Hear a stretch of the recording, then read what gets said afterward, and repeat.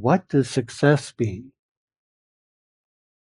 How do you define success? Are you defining success for yourself? Or are you letting the world define it for you? I know for a long time I had this idea about what success looked like in my world. I knew I had a very clear idea of what being a successful minister looked like, and I was mistaken because I'd bought into stories about what people had told me success looked like to be a successful minister. And what I came to understand is that I burned out as a minister in my first journey into ministry because I had bought into that. I bought into the stories that I'd been told.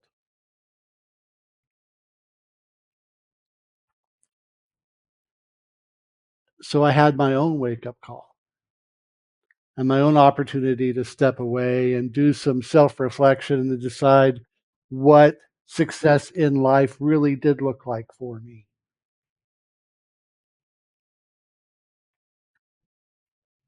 So often I've found in talking, in my own reflection and in talking to others, that we get very confused. It's very easy to get very confused about what success is and what it could mean for us to live a successful life. Bo Bennett wrote this: success is not what you have, but who you are. Success is not what you have, but who you are. We stop and think about, what have I been told success is? What have I been told prosperity looks like? And is prosperity even part of success? What comes first? Feeling successful or feeling prosperous? And how do I get there? How do I get beyond some of these stories that I've been told or the stories I've told myself about what success looks like? Is it the money? Is it the house? Is it the car? The spouse, the kids? The kids being success, is my success in life dependent upon how successful my children are if I have them? And how does that weigh on me? How does that drive the choices I get to make? Or is it as simple as pausing long enough to simply just feel good about me? To look at the arc of my own life experience and go, you know what? I'm doing okay. And is that enough? Can I pause and just be happy with being me? And let that be success first. Can I allow myself the opportunity to simply begin by learning to be happy with who I am today and go from there? I remember back in the mid 80s, seems like a long time ago. Back in the mid 80s, the singing group we were all very excited about called Alliance, and they came out with this very popular song that simply said, I love myself the way I am, and still I want to grow. Both things can be true.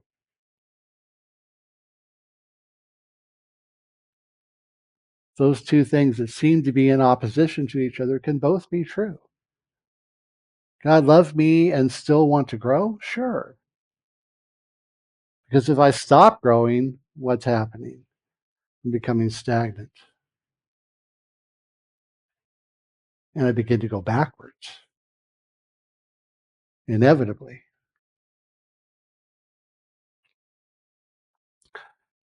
So in our exploration of the illusion of success, that illusion is Most likely the stories that we've been told and buying into the stories that we've been told. And then walking around in a state of confusion because what I've been told and what I'm feeling inside are somehow at odds with each other. And if I can let go of the story long enough and just focus on being present with me and nurturing and building up that sense of well being, that sense of being okay, and finding a place where I can be just happy with me.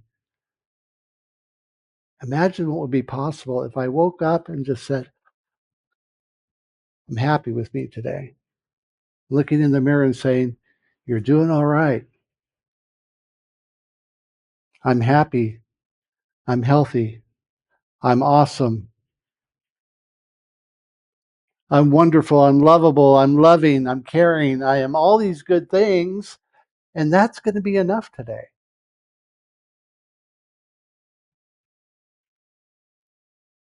And can I allow that to be enough today? Or am I going to let the expectations that others are putting upon me drive my discontent? Because inevitably, if I am allowing the expectations of others to drive me, to push me, if I buy into those as my own, am I really being true to me? No. No. Marianne Williamson writes this. She says, true success means we are thriving in the areas that matter most to the soul: love, creativity, inner peace, and contribution.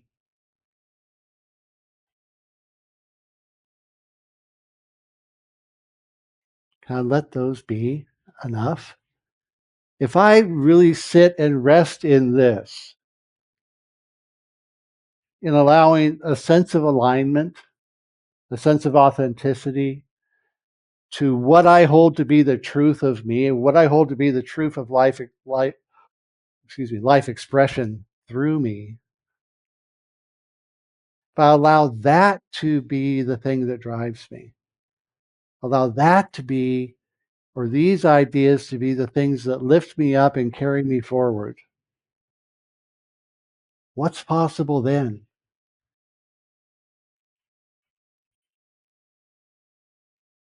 What's possible then? And so for me, if I rest in this, if I let this be my point of grounding, then I have to pause and ask myself two real fundamental questions. Who am I? Who am I? And what am I? Who am I at my core? Am I what I'm doing? Or am I something more?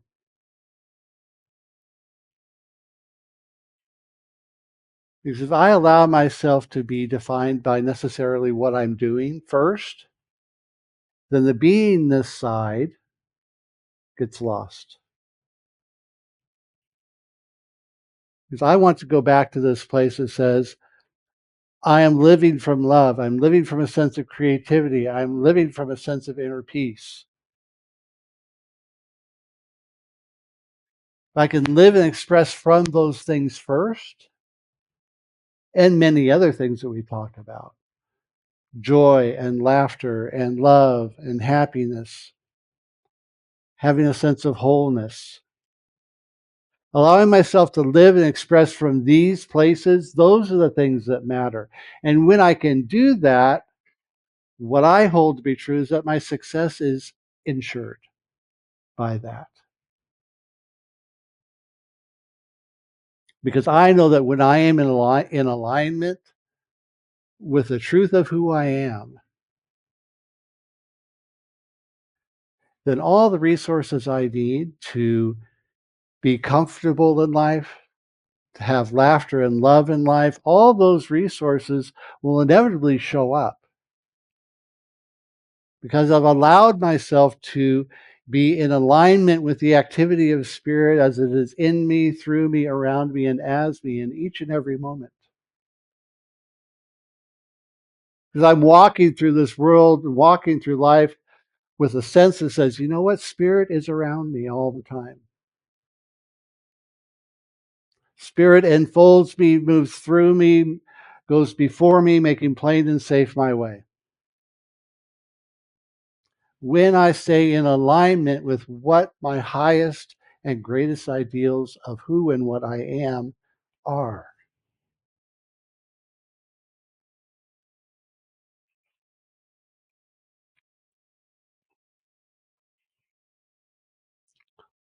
So then the question becomes for me is what kind of stories am I telling about me?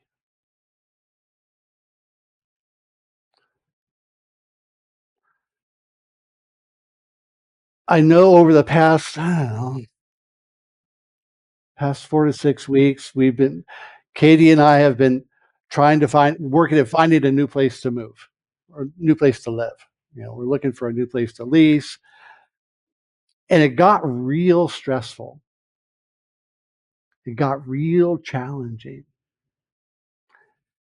And I know that I started telling myself stories about, well, it's just not right. And I started getting cranky with the real estate market. I can't control the real estate market. Started getting cranky with the real estate agent. It's not my job. They're just telling me all they're doing is feeding me information that's out there about the market and what's available and what this, that, and the other. And all these things started happening, and I started getting all wound up. And then I had to go off and take off and go to Salt Lake City for 2 weeks, right in the midst of everything. We're trying to close, all the stuff. And I got wrapped up in all the effects.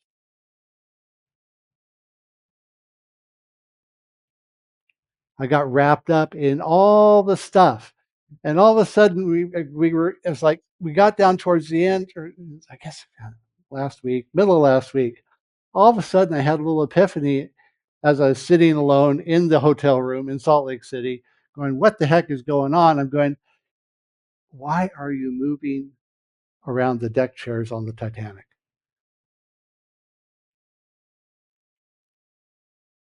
Stop and really pay attention to what's going on.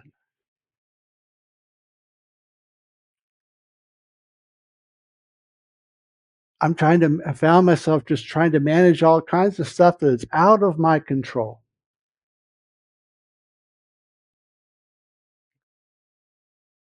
And so everything came together, and I just kind of let go. I said, if the, you know, I talked to the universe and said, I need a sign. I need to know what's going on. We had put an application in on the place. I said, if this is not it, we're just going to stay. That's kind of where the decision I got to. And it didn't come through. And I had a conversation with Katie. I said, we have this other offer. Who we were leasing from offered us the opportunity to stay at a reduced rate.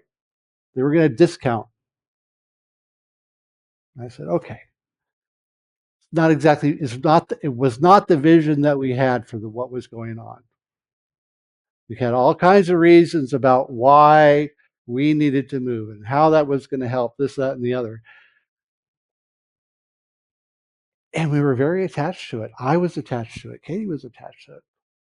And I just have to put myself in a place today where I am trusting that because I said, this is my intention. This is what we want to do. This is the outcome we're after. I'm going to accept that this is the right thing. I don't know how, I don't know why, I don't know, a lot of things I don't know, but this is where I am. This is where we are. And I've made the decision to do the best I can with what's in front of me today.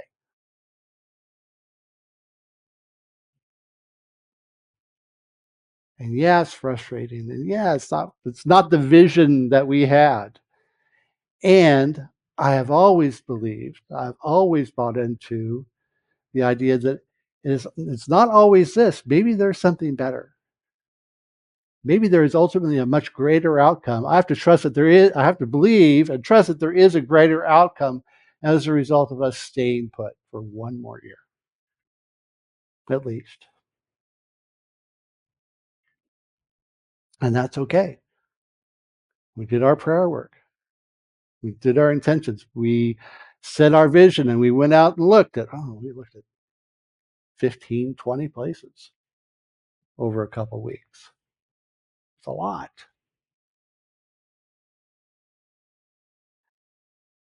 And so I had to let go of the story of limitation that says, but we had this in mind. To let go of the story of limitation and say, you know what, we're going to weave a new story. It's a new story that says, this is the way we've been shown. And so we are going to step forward into this and do the best we can and find out how this is going to support us in living a more greater, more expanded life, living a life that is more in alignment with who we say we are. Each one a divine idea within the mind of spirit.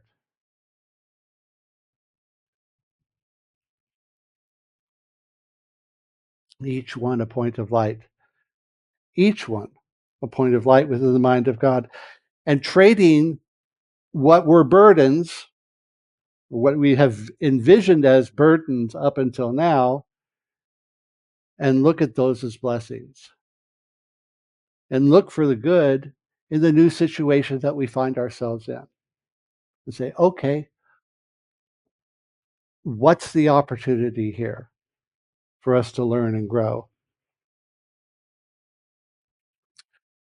Arun Kanda, the author of our book of the month, writes this: the authentic self is perceived as a timeless essence, untouched by fluctuations of the material world. The authentic self. This idea I have of me, this idea we have of ourselves as being expressions of the divine, this idea we have of ourselves as being points of light within the mind of God, as expressions of love, as centers of creative activity. When we stay in alignment with that, nothing can touch us. All of a sudden, I find myself in a place where I am simply a creative center, no longer at the effect of circumstance.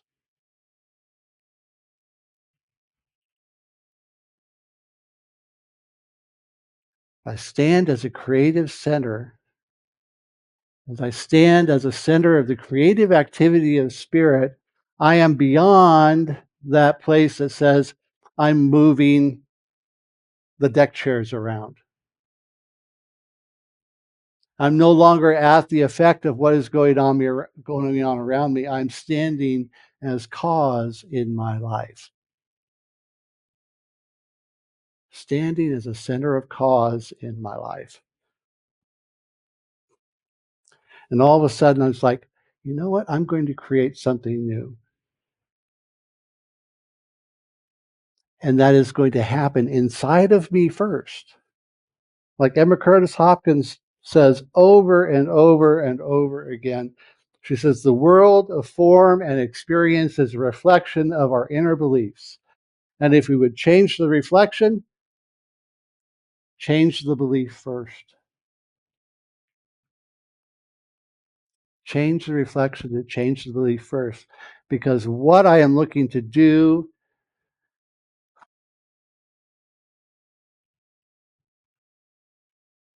is let myself experience a world filled with beauty. And so let myself experience a world filled with joy, because these divine qualities I say that God is. These divine qualities I say that life is, live in me. And what I want to do is bring them from the inside to the outside so that the world is reflecting back to me the highest ideals that I have of myself, the highest ideals I have of life. And I know that so often for myself, I get wrapped up in all of these mistakes that I've made, all the challenges I've had. And I keep telling these stories about, gosh, I did that, and gosh, I did that, and wow, I'm not worthy, and da da da da. Da. I tell these stories to myself. I don't know about anybody else. And when I begin to shift the story and start telling the stories about my success, to start telling the stories about the good things that I've done, start telling myself the stories about the beneficial presence I have been for this person or this group or that group or for myself, the care and love I've had for me, the care and love I've had for my family, the care and love I've had for my friends, and all of the expressions of that have shown up for me and how I've shown up for the world and shown up for life. And I focus on those stories, focus on the good rather than the tales of woe, and looking at those tales of woe as something that continue to hold me back rather than saying, you know what? I learned from that.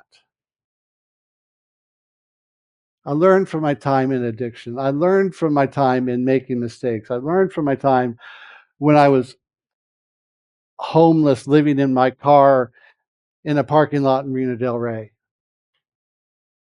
I learned from all that.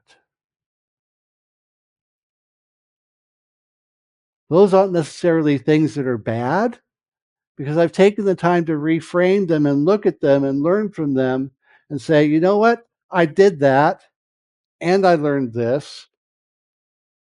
I did that and I healed this. I don't need to tell those stories anymore as a way of making an excuse for where I have been or what I have done. What I get to do is reframe it and look at it and say, you know what? All that came together to make me a better me. All that came together to give me the opportunity to share my learning, to share my growth,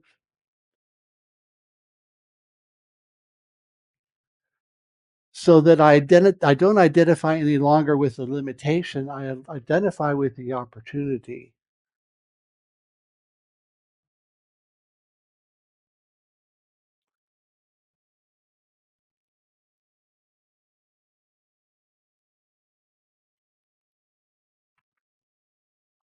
Success and finding our way home. Success and finding our own realization of who we are. What if we define success as just simply remembering that spark of divinity that's not just inside of me, but it's inside of every person, place, and thing I observe on a day in, day out basis? What if I decided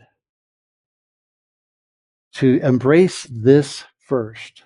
Embrace this idea of me first. And understand that when I embrace this idea of self and recognize that I am not only seeing my own reflection in the life I live, but I'm taking the opportunity to shine that forward for the people around me in my life. To see beyond the illusion of limitation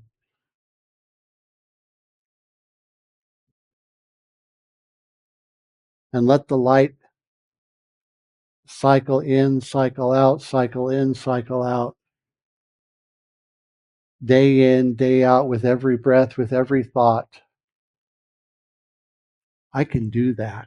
I can be that. I can begin at this place.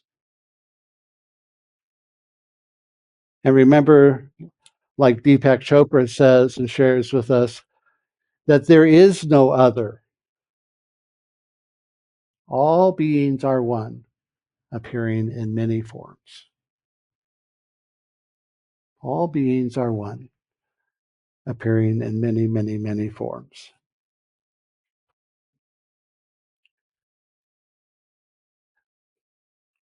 To get to there, I have to let go. To get to that place, I have to let go of a lot.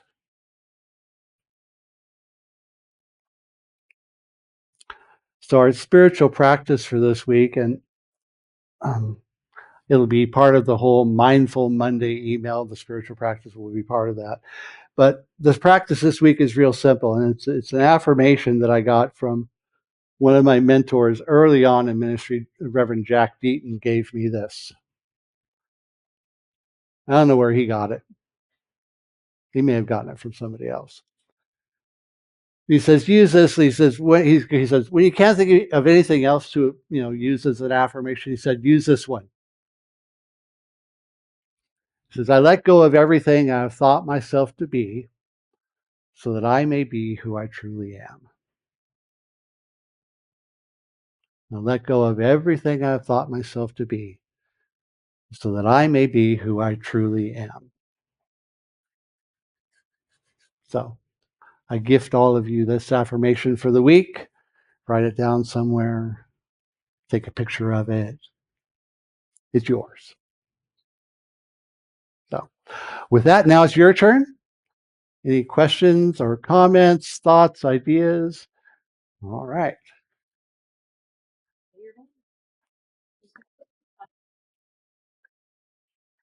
Questions, comments? I'm challenging.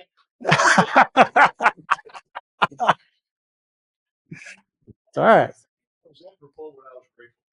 Pardon me? Oh, good. Good. And it's something that Hey. it's hello. It's something that is apropos to what I was saying. I was grateful for this morning, and just the receiving and allowing and stepping aside. And again, I've said it many times, but I'm really starting to believe it. Being willing instead of willful. Absolutely. Anybody else? All right. All right. All right. Got off easy this week. Yeah. Okay. All right, everybody. Let's pray.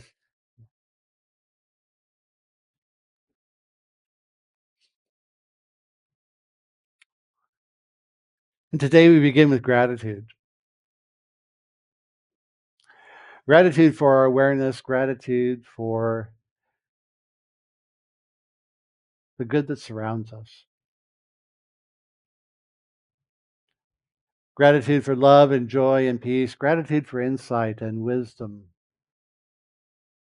Gratitude for the presence of each and every person, place, and thing in our world. And so with this gratitude, we begin to recognize the one power and presence that is God, an infinite spirit of life and love and joy, in which we live and move and have our being, and it in us, as us, around us, through us. Every word we speak, every thought we think, every breath we breathe, closer than our hands and feet. So good.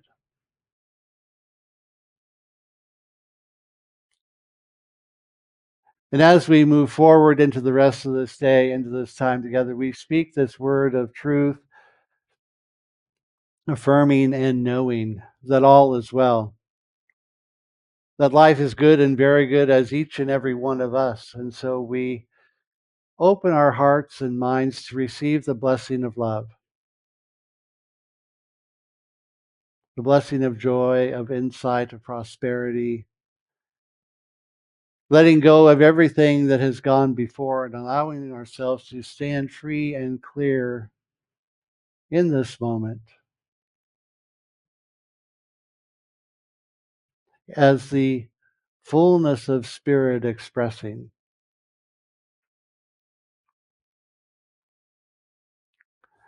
We are lifted up in this moment, inspired.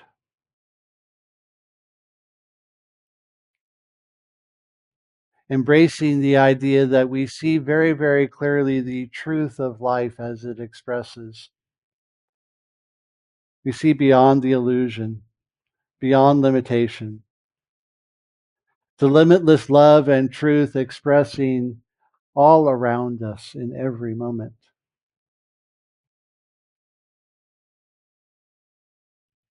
Every desire fulfilled.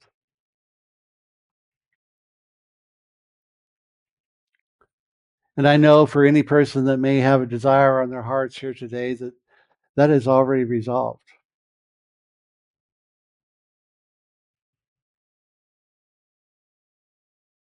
That the light of Spirit shines before us, making plain and safe our way.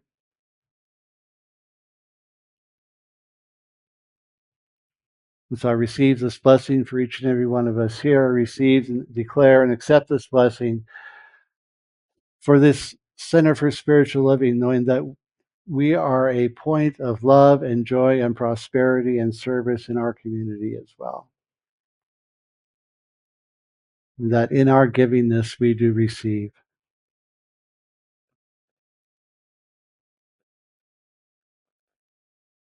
And so with grateful minds and open hearts, we go forward into this day, into this rest of this week, knowing that all is well and that life is good and very, very good. And so it is.